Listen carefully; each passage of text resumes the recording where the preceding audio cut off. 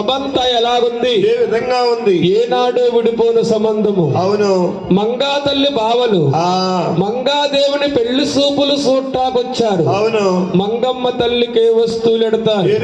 కట్న కానుకలు ఏమిస్తారు చూద్దాం. అవును. పండితులు, పామరులు, అవును, యుద్ధవాంచులు, అవును, ఇసుకెత్తెరాలు, రాయెత్తెరాలు, రాజకంసాల ఆ సభలోంచి గోవిందరాజు పైకిలేసి నమస్కరించి ఆ మామయ్య మామయ్య మామయ్య గారు